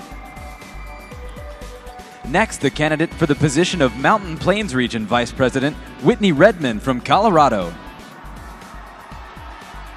Please give a warm welcome to the candidates for North Central Region Vice President, Alexandra Blodgett from Missouri, and Kyle Vermillion from Ohio. Your candidates for Southern Region Vice President, Doug Chan from Tennessee, Tony Jones from Arkansas, and Sean Wobschall from Alabama. For Western Region Vice President, your candidates are Cameron Consarinia from California and Aaron Wadka from Arizona.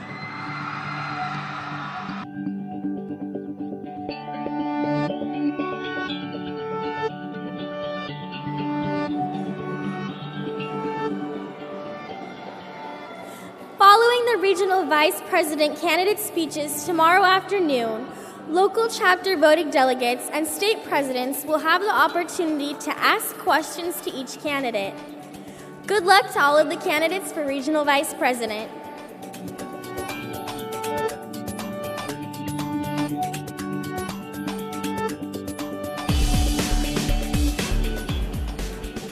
Tonight, we will hear the goals and platforms of the candidates seeking the offices of National Treasurer, National Secretary, and National President.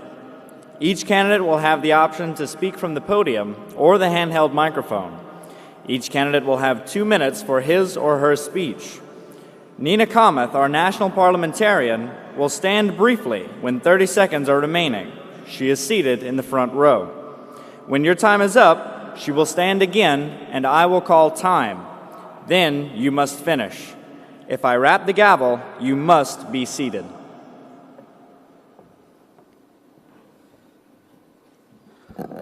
We will now hear from the candidates for the office of National Treasurer. The National Treasurer is responsible for maintaining accurate records of national officer travel and promoting the goals of future business leaders of America. There are 3 candidates running for this position. Our first candidate is Drew Marks from Wisconsin.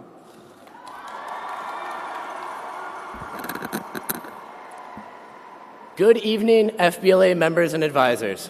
My name is Drew Marks, and I'd like to be your next FBLA National Treasurer.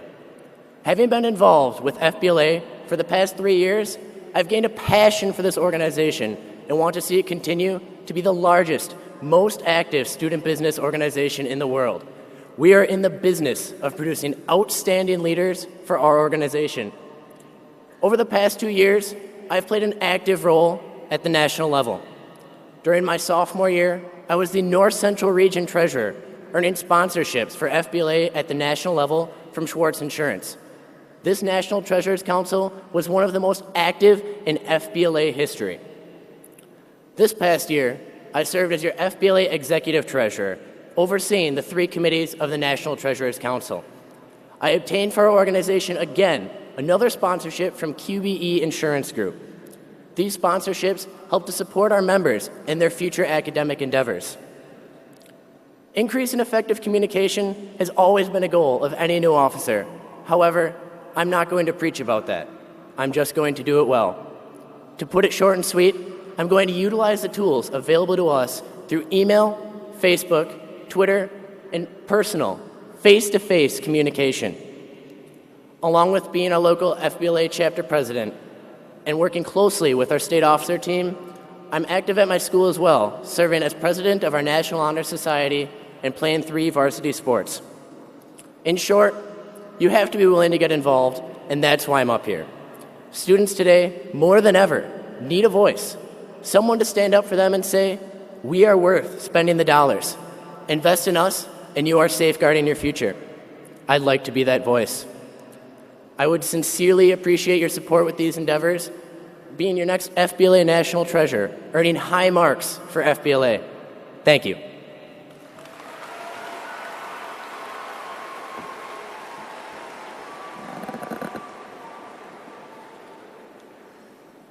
Our next candidate is Bianca Mullaney from Florida.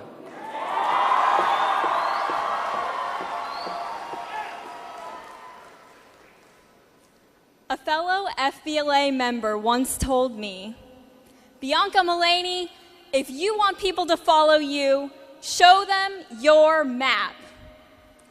FBLA, we have a mission to accomplish. We have a treasure to find. But in order to find this treasure, we need a map. So you may ask, what is Mullaney's map? M-A-P. M. Message. We must break barriers to achieve clear and strong communication among members and officers. A. Awareness. As we step through our gateway to greatness, FBLA will be bigger and better than before. Increasing awareness of FBLA on a national level to increase membership is key to our success as an organization. P. Progress through collaboration. We must integrate the middle level, high school, and collegiate division, and we must partner with national organizations to build even stronger sponsorships. Future business leaders of America, it is such an honor to be here in my home state of Florida, standing in front of the largest and greatest student business organization in the nation. I am always open to suggestions and improvements because, as a leader, I value the voice, initiative, and abilities of the future. A future with the brightest young leaders in America at the helm. FBLA, I ask you to embark upon this journey with me for the upcoming year, to follow Mullaney's map to your treasurer. Thank you.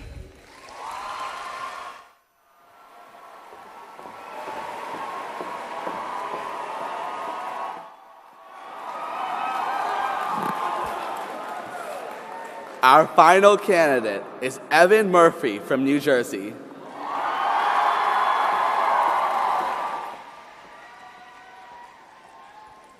Future business leaders of America, my name is Evan Murphy, and as a proud state officer of New Jersey FBLA, it is an honor to be on our national stage in the hopes of becoming your next national treasurer. Throughout the years, FBLA has provided me with many opportunities, and as a result, has become an integral part of my life. Through my comprehensive experience with our organization, I have established a platform of ideas for the national level that's focused on moving forward through community service encouragement, sponsor outreach, digital tool enhancement, and membership expansion. I want to go above and beyond the duties prescribed of this office and into the scope of new possibilities.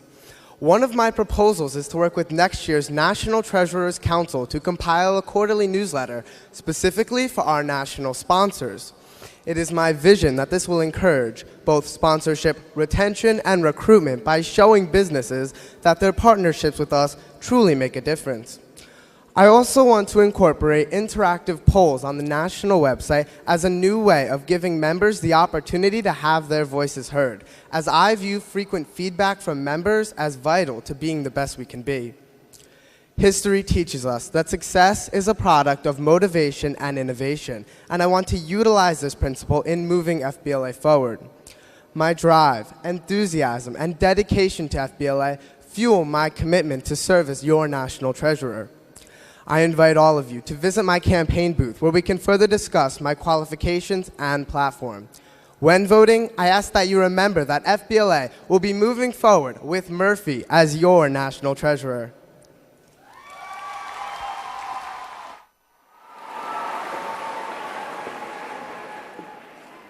We will now hear from the candidate for the office of National Secretary.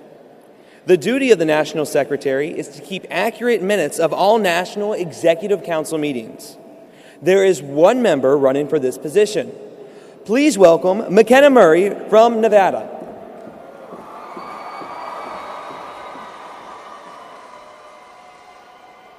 Each year, we hear state and national officer candidates campaign on the theme to increase communication. It's true for any relationship, organization, or business that communication is the fundamental currency we use to organize our efforts, share opportunities, and recognize our highest achieving members. However, success does not lie in increasing communication, it lies in increasing meaningful communication. This should be the last year that communication is our goal, because next year we will have broken this ultimate barrier. My name is McKenna Murray, and it's time for FBLA's Big Break. Collectively, we need to transform social media and FBLA. As you look at the cutting-edge businesses in America today, you'll find that social media is a central focus. As the cutting-edge student organization in America, I will be sure that the same is true of FBLA. FBLA's Big Break is about the personal connection at conferences, the shared experiences of meeting new people, the thrill of competition, and the excitement embedded in each general session. I want to see the excitement of FBLA everywhere online, from Facebook albums to status updates, Twitter links to articles written on the national website and blog. As your national secretary, it will be my responsibility to be in constant contact with each state and regional officer team to know of their accomplishments and achievements, conferences and goals, so I can share them with the rest of you. I also want to know you, the members, and I encourage you to visit my campaign booth so I can meet you and see what your ideas are to boost communication efforts. FBLA, we can finally break the campaign promise to increase communication because we will have achieved it. We can finally break the notion that the Secretary's sole responsibility is to take minutes, because we will have done more than just taken notes. We can finally break the ultimate barrier of communication, because we will spread the word about FBLA in unison. FBLA is our movie star, and it's time that it takes center stage. Together, we are starring in FBLA's Big Break.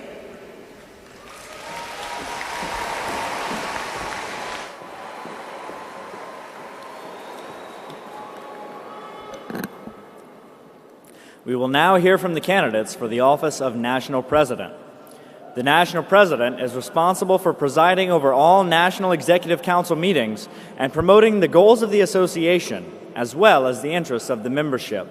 There are 7 candidates for this office.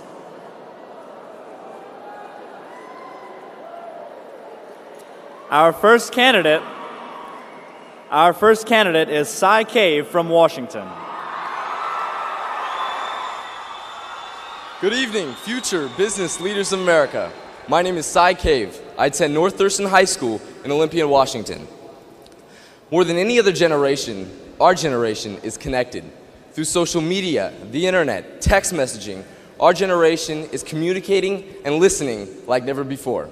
In this upcoming year, updating the FBLA Facebook and Twitter page on a daily basis is going to generate curiosity and promote participation.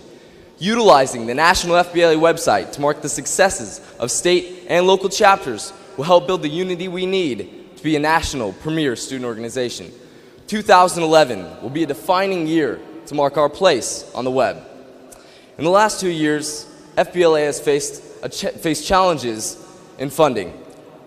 Improving our communication with congressional and state elected officials will help reverse this trend. Reaching out to the business community to obtain the sponsorship need will be another avenue to obtain. As well as, excuse me,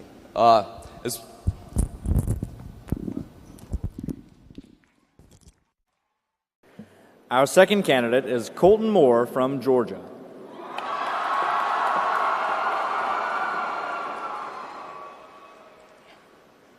Good evening, members, advisors, and guests. My name is Colton Moore, and I want to share with you in the next few moments what I envision for this organization. Let's begin by envisioning more membership. By sharing data and ideas with local and state chapters, we can exchange membership best practices as well as identify potential chapters to charter and reactivate. And once we've expanded our membership with new chapters and members, we can increase our participation by envisioning more participation in our programs and competitive events.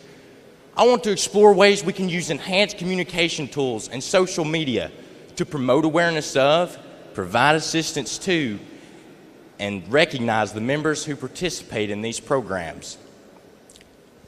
And once we've increased the participation of our organization, it leads me to the third point, to envision more visibility within our businesses, community leaders, and our government officials. I want to develop a public relations resource kit that chapters can use to increase the visibility within their communities. By promoting the FBLA brand, potential supporters are more aware of who we are as an organization and can realize that the investment they put into us results in more competent business leaders and professionals for the future. So now that we have taken the time to envision the future of FBLA, does it look any different? Now, let's make it happen by envisioning more with Colton Moore for your next national president. Thank you all.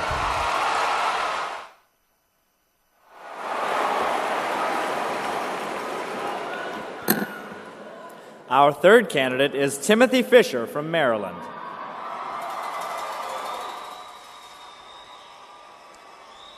Members and advisors, my name is Tim Fisher, and I'm here tonight to speak with you about why you should elect me as your national president.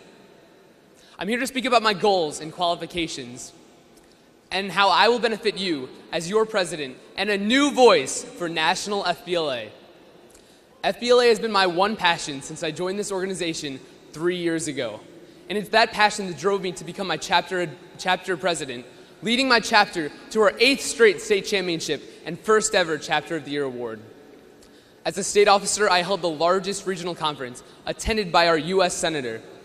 I gained experience on 2 national boards, working with members from across the country and enhancing my knowledge of the national structure. Now, I mention these examples not because of the titles I held, but because of the experiences that they represent.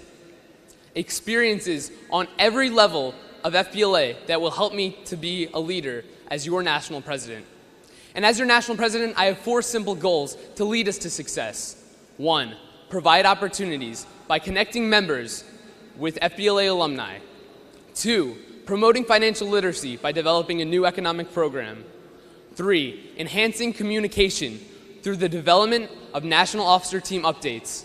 And 4, increasing involvement by advertising our national programs. Members and advisors, we have traveled far to get here to Orlando. Yet over the next year, we will have to travel much farther, not in miles, but in the obstacles we must overcome, the barriers we must break. And that's why we need a new voice. Not my voice, but the collective voice of we, the members of this organization. Let's hear that voice by making Tim Fisher your choice for National FBLA President. Thank you.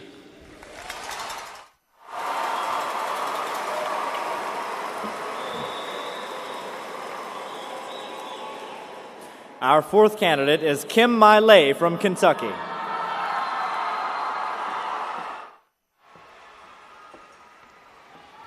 Good evening, FBLA. My name is Kim Miley, and it is my great honor to stand before you as a candidate for national president. Serving you this past year as your national secretary has been a most wonderful and rewarding privilege. I now humbly ask that you allow me the opportunity to continue to serve you this upcoming year with the same passion and enthusiasm as I have throughout my entire FBLA career. As National Secretary, I strove to create a more memorable FBLA experience for each member, a goal I will continue as National President. My experience this past year has allowed me to pinpoint 3 key areas of focus for achieving this goal. This includes encouraging communication between chapters using a fun new pen pal program, promoting discussion on how to make FBLA better by hosting open forum workshops at NFLC, as well as implementing a new Dropbox feature on the national website.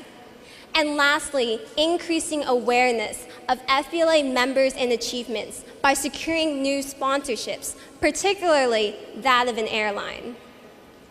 Maximizing the FBLA experience for today's members. Improving the FBLA experience for tomorrow's members.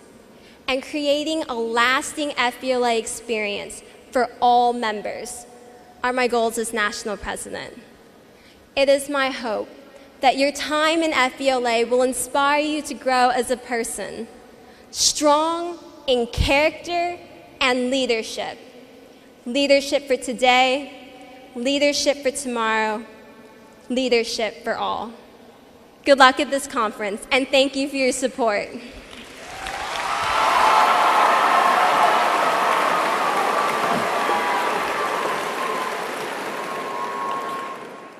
Our fifth candidate is Akif Shamim from Virginia. Good evening, members and advisors. My name is Akif Shamim, and I believe FBLA can do more. This year's theme was breaking barriers, and over the course of this year, we have all lived up to this motto and reached a new benchmark of achievement. But after serving as Robinson Chapter President, Northern Virginia Regional President, and Virginia State President, I have learned that our journey to success is not over. We still have one more barrier to overcome, and that is ourselves. Too many times we underestimate our true abilities and do not act upon our ambition. The time is now to change that mindset. In order to enhance FBLA, we must go beyond our boundaries, achieve the unachievable. We must dare to succeed. We must first dare to surpass membership records. I hope to increase membership by promoting the membership drive until March and by reactivating chapters. We must dare to be heard. In such a large organization, communication is crucial. That is why I hope to harness the power of social media and cell phones in order to keep everyone informed at all times. We must dare to serve. I hope to increase our involvement in national service projects such as Go Green, disaster relief, and the March of Dimes. Finally, we must dare to distinguish. I want to support our members' collegiate aspirations by increasing the awareness of FBLA among college admissions officers. Ralph Waldo Emerson once said, "What lies behind us and what lies before us are little compared to what lies within us." We harness the power to truly change FBLA, but we must have the courage to utilize it. If we hope to progress, we must defy our limitations, erase the line between possible and impossible. We must dare to succeed. Members and advisors, I dare you to succeed by voting for me, Akif Shamim, for FBLA National President. Thank you.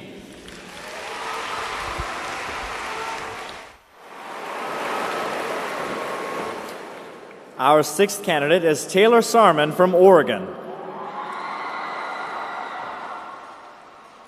Good evening, National FBLA. My name is Taylor Sarman, and tonight I'm here to ask you to make Sarman your source for success. Being from a tiny town in Oregon, I've had some pretty amazing journeys. Last year, when I served as state president, I lived 300 miles away from the site of our meetings. And when I arrived, the team was always sure to ask me, "Hey Taylor, where'd you park your covered wagon?" But this year, my journey to this stage to ask for your support almost didn't happen. Like all of you, I've loved this organization since the moment I joined, and that love gave me the dream to serve you as national president. But a few months ago, I told my officer coach I was worried. I doubted that a small town kid like me could ever become national president of such a huge organization. But then it dawned on me. That's not what FBLA is about. We're not the kind of people who give in to our worries or our doubts. We're the kind of people who face our fears and give everything we have to try to achieve our dreams. And we're the kind of leaders who can come together and achieve the unthinkable. And with that, I'm here tonight to ask for your support. Together, we can continue to show thousands of students across this country that no matter where you're from, no matter how scary it might be to try, that together in this organization, we can achieve great things. We're all here tonight because we know how much FBLA has impacted our own journeys. And together, we'll continue being the organization that can take you anywhere, even if you have to travel by covered wagon to get there. So tonight, I'm here to ask for your support, and I'm asking you to believe in the idea that anything is possible in FBLA, and to make Sarman your source for success. Thank you.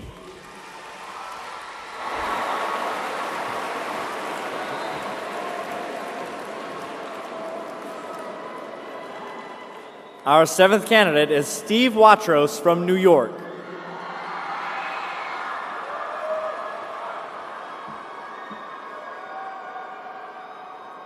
Who here has ever seen a promise being made? Who here has ever seen a promise being broken?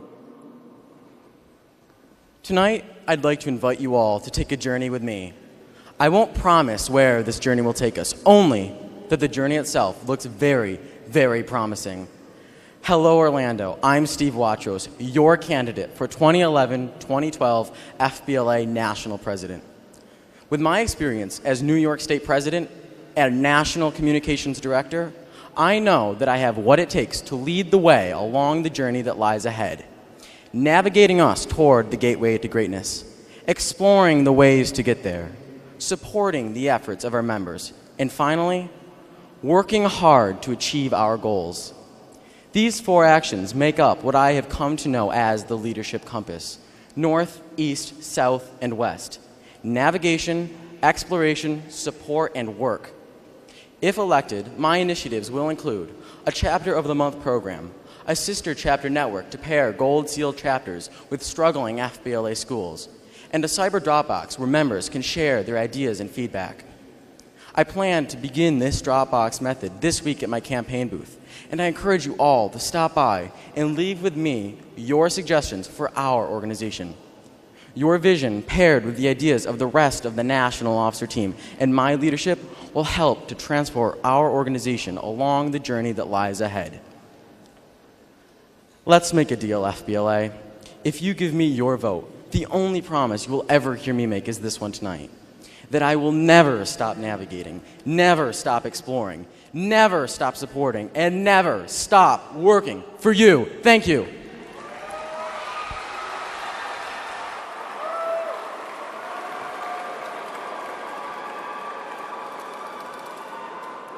Thank you to all of our candidates and best of luck. State presidents and state voting delegates will have the opportunity to ask questions of the candidates for national president, secretary, and treasurer during the question and answer session this Thursday at 8 a.m. in Orange Ballroom D. Also, as a reminder, all Who's Who and FBLA recipients should make their way to the stage following the close of tonight's program for a short rehearsal.